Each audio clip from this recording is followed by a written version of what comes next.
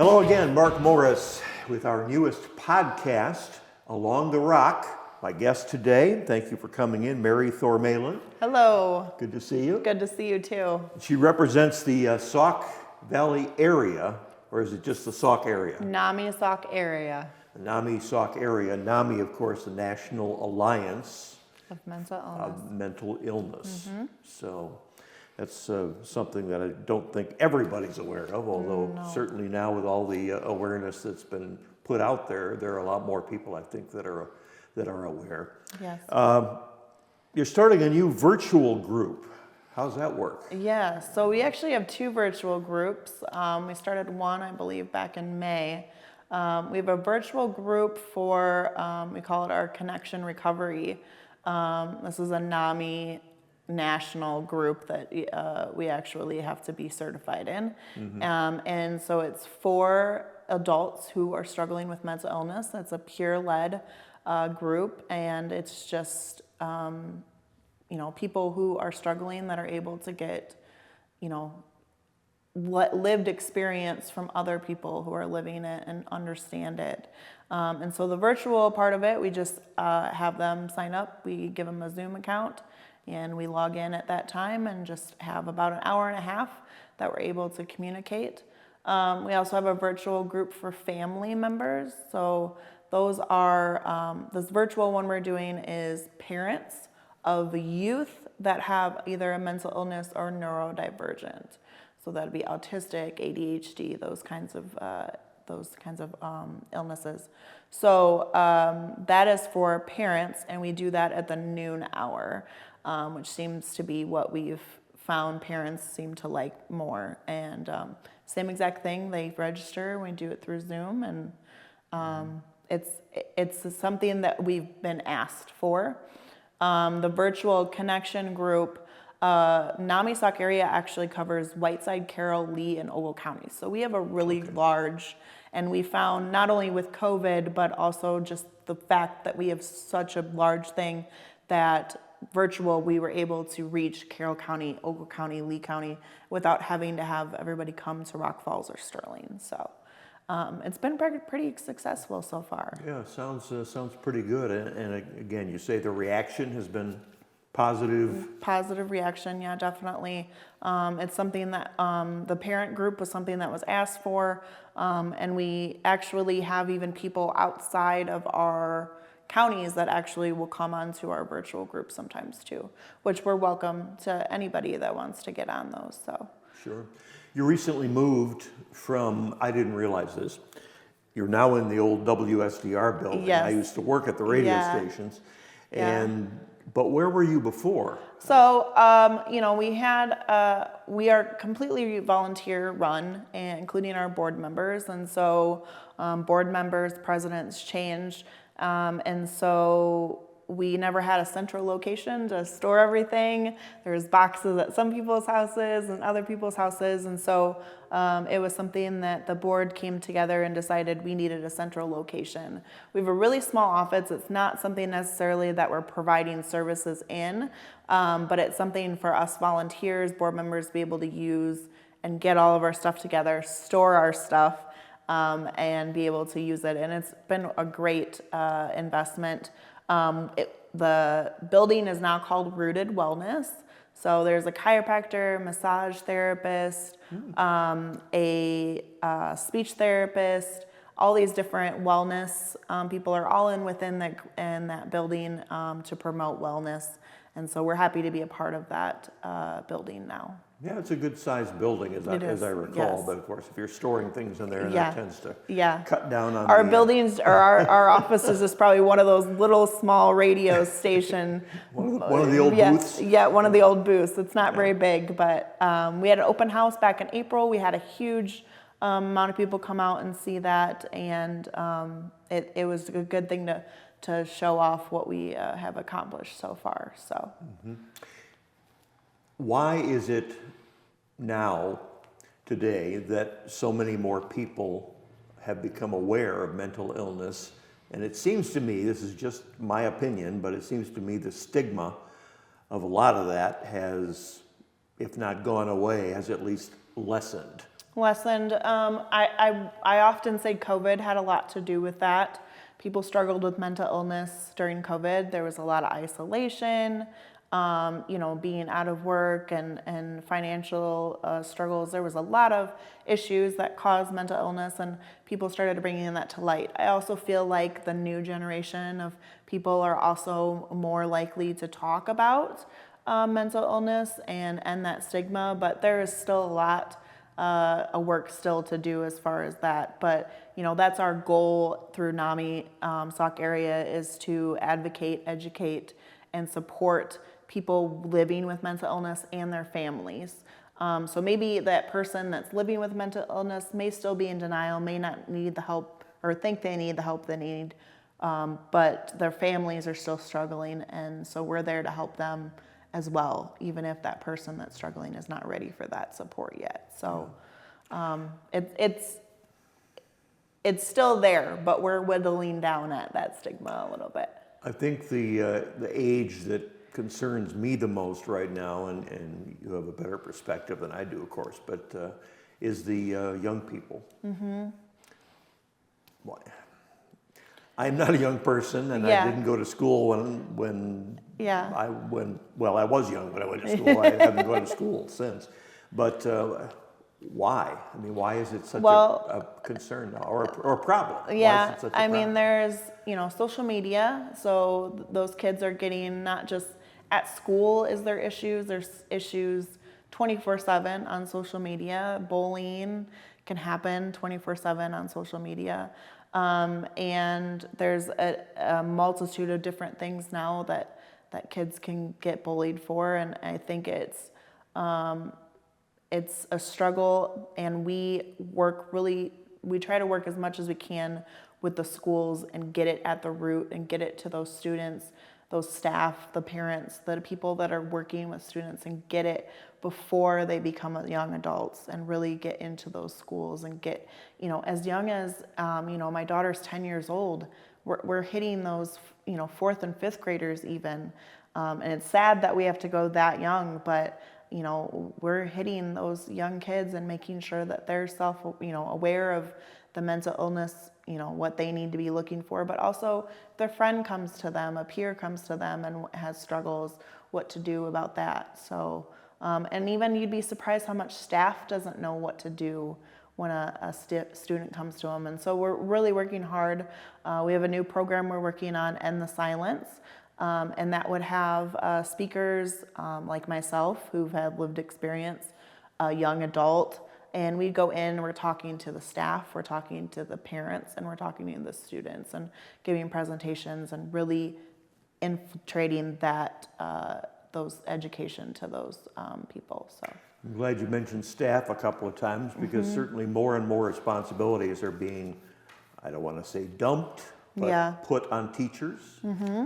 And so even at that age and at that level and with that experience teaching young people, there are still some that are frankly burnt out. Yes. And that can lead to depression too. Yes, absolutely. We also offer a mental health first aid, and this is a free program that we offer to any teachers or staff that's needs that extra help. A lot of counselors, they might know counseling, but that in-depth, and this is a free thing that we offer to educate them on what they really need to do if a student comes to them, or even another staff member comes to them and really needs that support, what they need to do. Because I think a lot of times we kind of freeze when it comes to, I don't know what I'm supposed to do. Okay, great, thank you for coming to me, and that sort of thing. So really teaching those people how to deal with it once, you're more likely to go to a peer about it sometimes than your family. We found that out a lot, is that I know as someone living with mental illness, it can be a struggle to go to your family and tell them that you're struggling versus a peer or even a stranger. And so we need to educate those people on how to handle that and know what to do. And if I could just throw something else in that same vein, young people, for some reason, are better at hiding what's going on. Yeah. Is that because there's that natural distance between them and their mom and dad?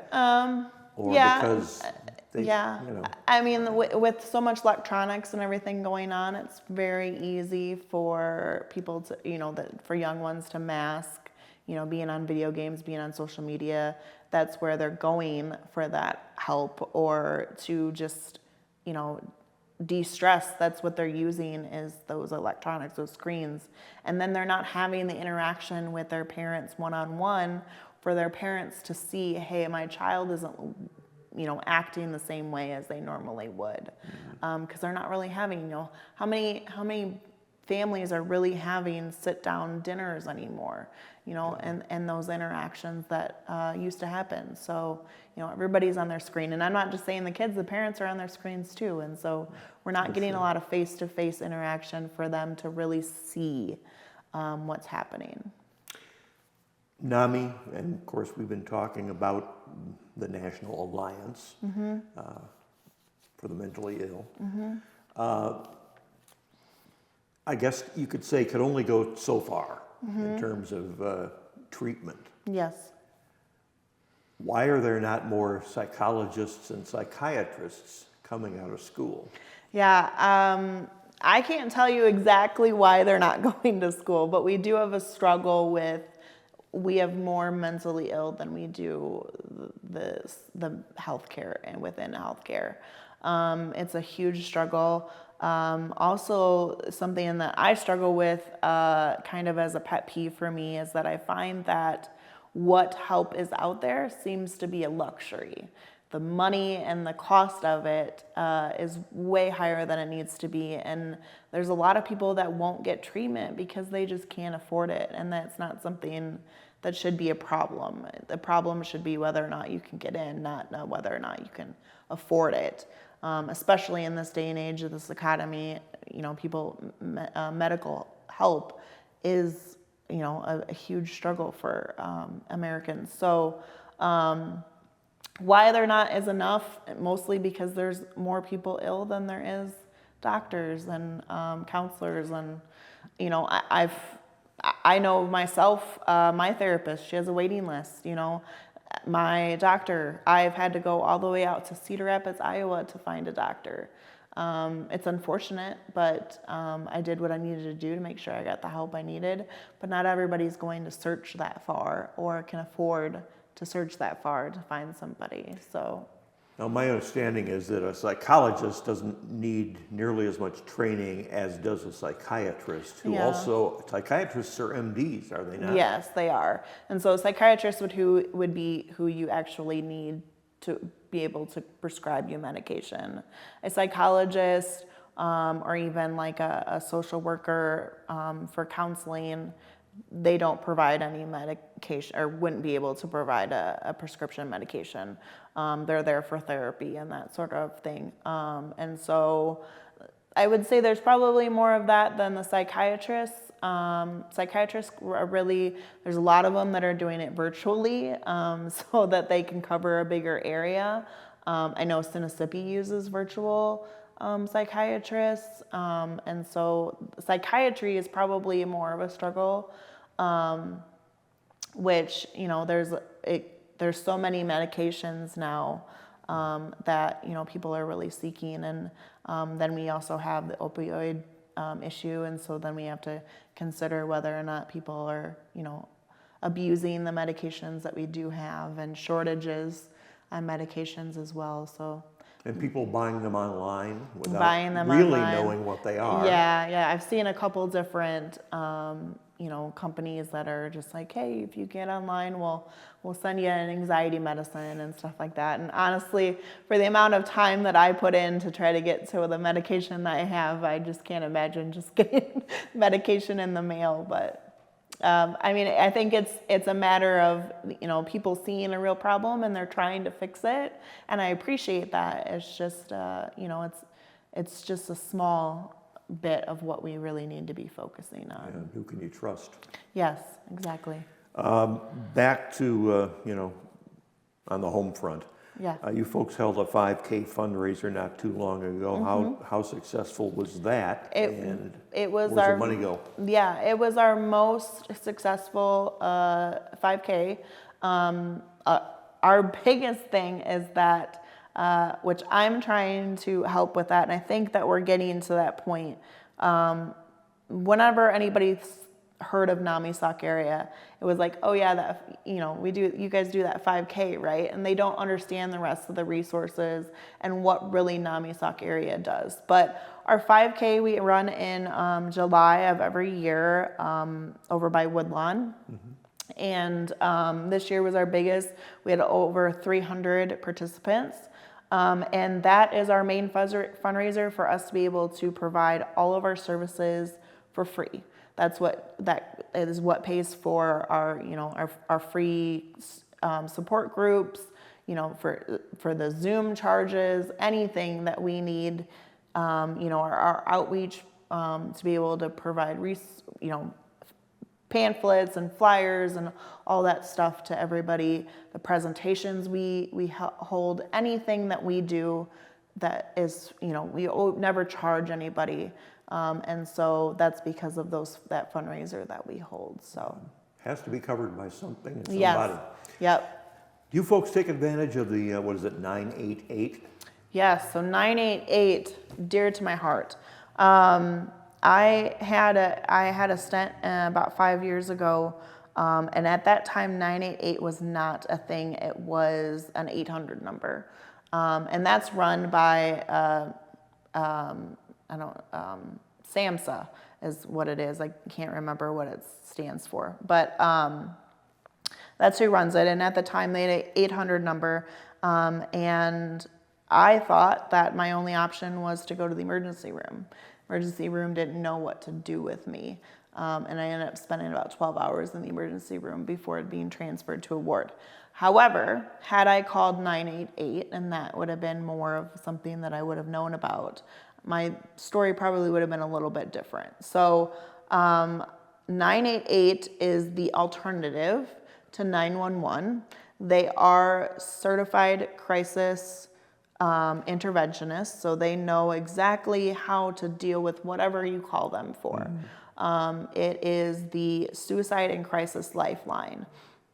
Lifeline, I want to underline lifeline. And so you can call if you just need if it's just a matter of talking to somebody and having them listen to you.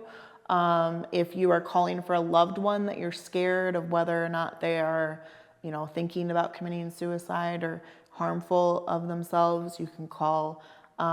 Or even if you're in a situation where you're not really sure, they can also dispatch those people that are certified in crisis intervention. And we're working really hard with the police officers in our area to train them on crisis intervention, and even in the hospitals and medical people to understand how to handle a mental illness episode versus are you on drugs or that sort of thing. A work in progress based on what we just heard about what happened in Springfield. Yes. A woman with documented mental illness holding a pan of boiling water, and rather than trying to de-escalate, the one policeman, I won't put it on the whole department because this guy apparently had trouble before, but he shot her. Yeah. It just... Yeah. A lot of times they'll get arrested, they'll ignore the call completely, or, they'll make them wait longer, or they'll just, tell them to go back inside more or less and just not really handling the situation. And we have worked really hard with the state police, that's here in Sterling and locally, to make sure that we've done a lot of training. We have a panel with NAMI Sauk Area. We have a panel of volunteers that work. We call it CIT, Crisis Intervention Training, that we work with the police officers to really understand. And now the Illinois State Police has made a promise, as you will, that every officer, not just the new ones, but that everyone has to be trained in crisis intervention. So that's a great thing for the Illinois State Police to commit to that. Okay. Mary Thormahlen is who we've been talking to, and I'd like to do this again. This is such a huge problem. Yep. And finally an admitted huge problem. Yes. That I'm sure there's much more we can Yes. and will discuss. Absolutely. Thank you so much for having me. Thanks for coming in. Yep. And you've been watching Along the Rock, referring, of course, to the river. I'm Mark Morris, and we'll be back. Stay tuned.